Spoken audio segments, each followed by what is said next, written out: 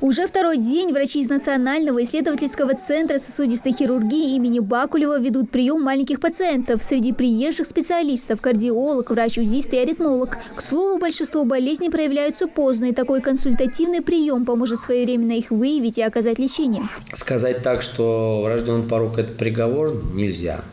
Да, если вовремя все сделано, то это здоровые дети. И родители просто зачастую не понимают, что они не видят у детей каких-то жалоб, да, и они считают, что все хорошо. Это большая ошибка, потому что как раз упускается это драгоценное время, которое позволяет помочь ребенку вовремя и сделать действительно его здоровым человеком. Прием проходит в рамках федеральной акции «Прикоснись к сердцу ребенка». В регионе она проводится уже не первый год. Цель акции – проконсультировать детей с врожденными пороками сердца, откорректировать их терапию и при необходимости отобрать пациентов для оперативного вмешательства. На сегодняшний день осмотрено свыше 200 детей. Сегодня завершающий день. Планируется осмотреть свыше 100 детей. И практически осматривается все необходимое количество. У нас лимита ограничений по количеству осмотров нет. Мы смотрим до последнего ребенка.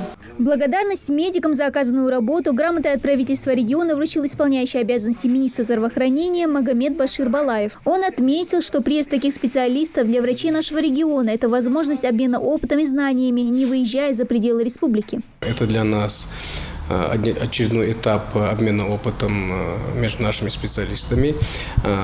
Тот объем работы, который они провели здесь, это более 300 проконсультированных детей. Дети, которые находятся в стационарных условиях, были проконсультированы. В перинатальном центре отдельный вопрос перинатальной диагностики. Это еще один этап в развитии в системе здравоохранения сердечно-сосудистой патологии.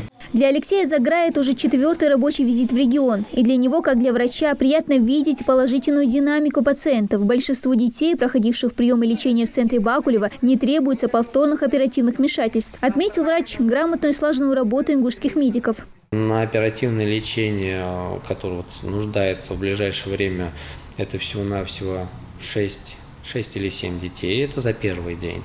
Да, было проконсультировано, и, соответственно, предложено лечение в рамках нашего центра.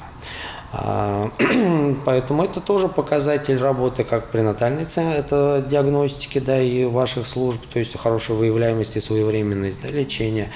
И плюс это показатель хорошей работы ваших специалистов в первую очередь, потому что все, что происходит, и все заслуги, которые в плане лечения детей мы видим, это все равно нельзя умалять, это заслуги ваших кардиологов.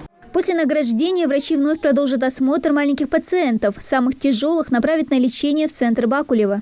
Дана Плива, Хамзат Халухаев. Новости 24.